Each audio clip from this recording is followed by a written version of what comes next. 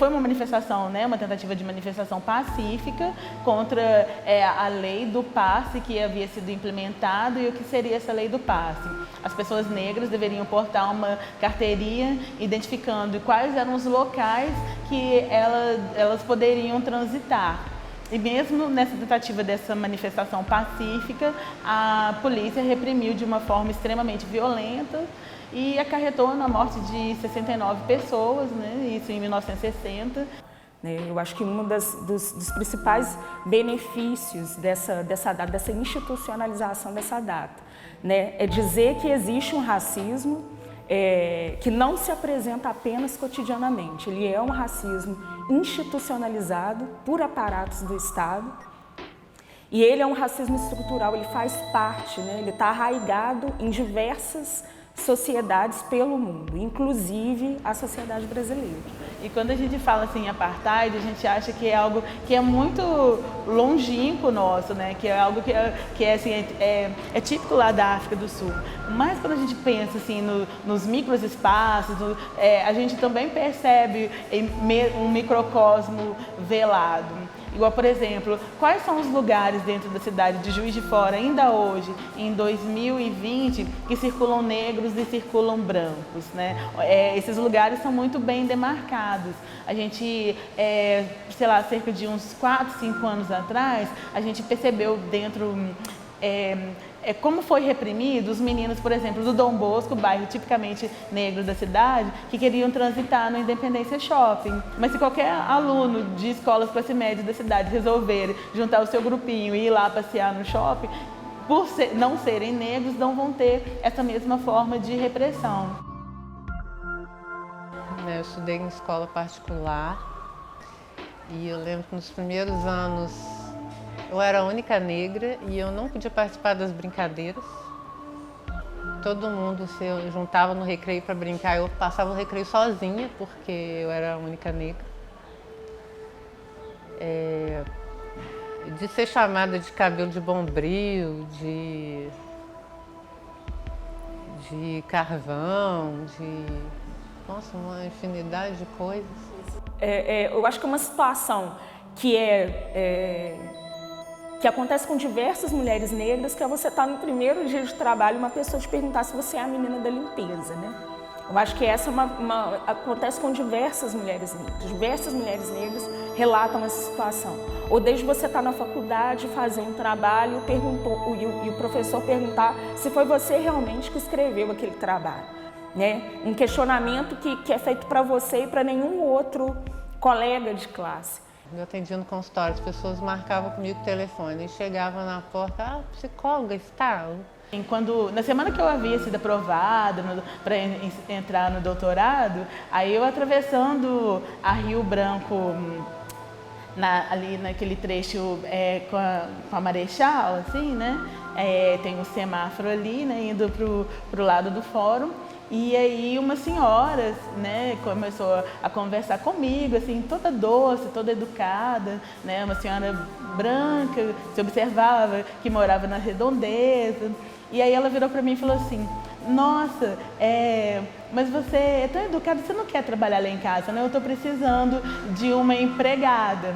Eu reuni os meus amigos para a gente almoçar lá, porque é sempre um espetáculo. A gente entra, aquele grupo de mulher preta, aí todo mundo fica olhando, já teve caso de gente que ficou olhando o que o garçom está servindo na nossa mesa. E teve um caso, um dia que eu estava com turbante, da pessoa perguntar se eu era brasileira, porque acha que a gente está ali, né? Não pode ser brasileira. E me falar que ela sempre foi doida para aprender a amarrar aquele pano. Eu sou filha de uma empregada doméstica com um mecânico. E por ser filha única, eu tive assim, o privilégio em relação aos meus outros colegas de bairro, por exemplo, de ter um investimento maior na educação que eles assim, não tiveram. Mas isso assim, não é a tal da meritocracia, não é nada disso, sabe? Foi uma oportunidade que eu tive, que eu acabei rompendo um sistema que não era para eu estar, que essas pessoas, outros colegas não conseguiram atingir. É um crime perfeito. E ele é um crime perfeito por quê? Porque quando você sofre situações racistas, você acredita por um instante que você é culpado de ter sofrido aquilo.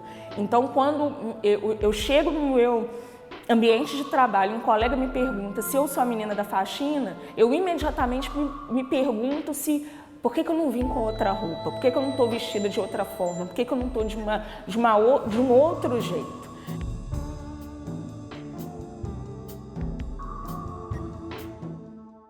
Mesmo assim, você fazendo parte de movimentos negros, você sabendo como que quando você sofre uma injúria, uma situação de racismo, como você deve se portar, mas que na hora que você vivencia, o choque ele é assim completamente diferente. Às vezes ele, né, te dá uma congelada nessa situação. A lei é muito específica no sentido de punir, no caso de você, vamos supor, negar o emprego para uma pessoa negra. Se você simplesmente fala, não temos vagas, a lei não pune. Você tem que falar, eu não quero você aqui porque você é negro. E você ainda tem que ter uma testemunha. A gente não tem nenhum caso de condenação por racismo no Brasil. Quando a pessoa te ofende verbalmente, que são os casos mais comuns que a gente vê, esses são considerados injúria racial. É a liberdade de expressão. Tenho o direito de falar o que eu quero. Você tem direito de falar o que eu quero desde que não ofenda o outro. Se você ofendeu o outro, você tem que estar disposto a sofrer as consequências disso. Eu entrei na faculdade, como eu brinco, no século e no milênio passado. E tinha exatamente assim, um negro na minha turma, que era eu, tinha um negro na turma anterior, né, no curso de História, e um na turma posterior. 10 anos depois, quando eu volto para fazer especialização, mestrado, doutorado, essas coisas, e aí que já tinha a lei das cotas, eu fiquei imensamente feliz de ver o campus colorido. Acho que a nossa prioridade é o quê? Trabalhar com a população negra para que essa população, primeiro, tenha consciência dos seus direitos, né? De que é o racismo, como ela pode se proteger do racismo, de que não é uma coisa que ela tem que aceitar. Segundo, para que ela aprenda sobre sua própria história, sua própria cultura, para que ela tenha referência. Tem os grupos organizados, né? Os diversos movimentos negros, mas também tem os pretos em movimento, os negros e negras em movimento. Né? E estar inserido num coletivo, estar inserido num grupo, não quer dizer que você não lute diariamente, né? Não quer dizer que você combata a opressão. Existem diversas formas e diversas ferramentas de se combater o racismo. Né? Eu não nasci numa família organizada, né, em coletivos, em grupos do movimento negro, mas nasci numa família que sempre me disse que eu era negra. Nós não temos, né? Se hoje nós temos bonecas negras para as crianças negras, isso é fruto da conquista do movimento negro. Hoje a gente tem uma lei que diz que temos que ter história e cultura afro-brasileira, africana nas escolas e em todos os níveis de ensino, que também é uma conquista do movimento negro, porque às vezes as práticas racistas estão nas pequenas coisas, né, numa palavra, num gesto, às vezes num silêncio. A partir das artes cênicas, falar sobre racismo e diversas opressões que se conectam com o racismo. O nome As Roots, ele vem de uma inspiração a partir da atriz Ruth de Souza, né?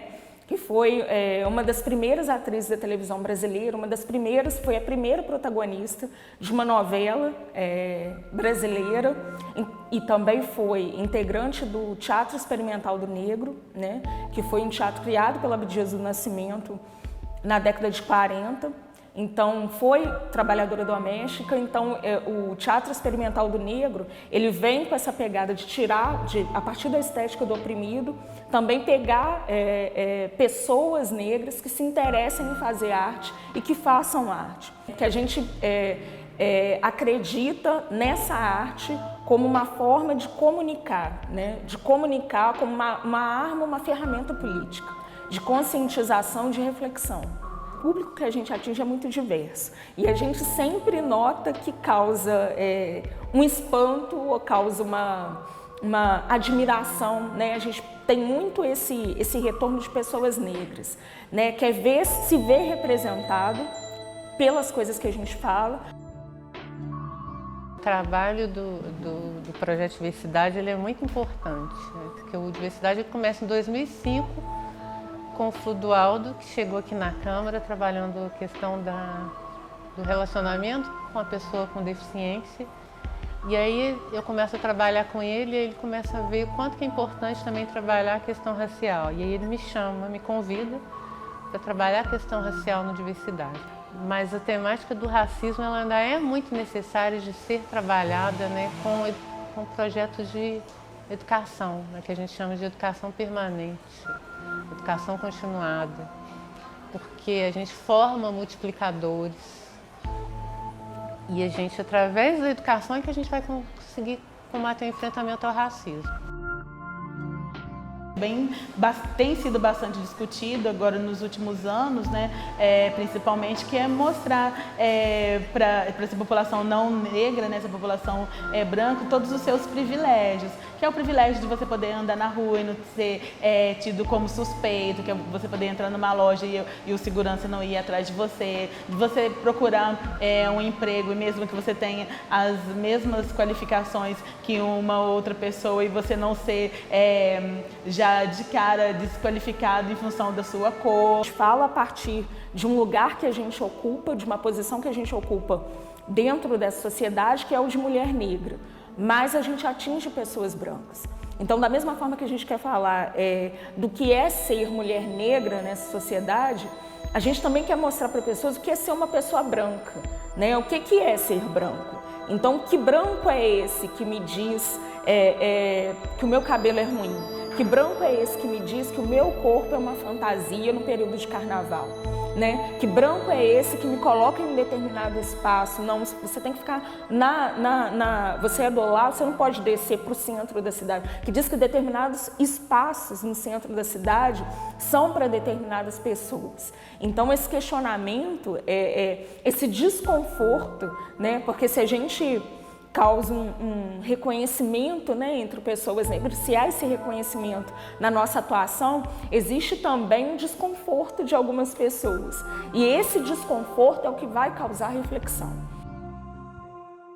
Do ponto de vista da saúde física, uma série de doenças que são específicas, que atingem, na sua maioria, a população negra, e por isso a gente precisa de políticas públicas específicas. No caso da saúde mental, hoje em dia o Conselho Federal de Psicologia já reconhece, né, que o racismo causa sofrimento psíquico. Então, por isso, a gente precisa que os profissionais de saúde sejam formados para trabalhar com pessoas negras. Falar de saúde, né, com esse atravessamento do racismo, do quanto o racismo impacta na saúde das populações brasileiras, da população negra brasileira. Então essa é uma medida, uma política pública existente, ainda pouco divulgada e nesses tempos tem sido menos divulgada ainda e crucial para se pensar nessa população, na longevidade dessa população, né? No quanto essa população pode acessar a saúde, pode ter saúde. Eu não estou aqui pelo meu mérito, eu estou aqui porque teve gente pra caramba preta que sofreu, que lutou, que foi reprimida para permitir que nesse momento eu tivesse voz. E essas pessoas continuam, né, existindo, né, nas nossas periferias de alguma forma. Então essa reflexão ela é amplificada com essas datas, porque a luta ela é cotidiana, ela é diária. Então é necessário sim falar, marcar essas datas, marcar as datas dos dias de combate ao racismo no mundo. Onde as pessoas respeitassem as diferenças e as escolhas diferentes, sem julgar e sem tratar com desrespeito. Esse seria o mundo ideal. O mundo que a gente quer.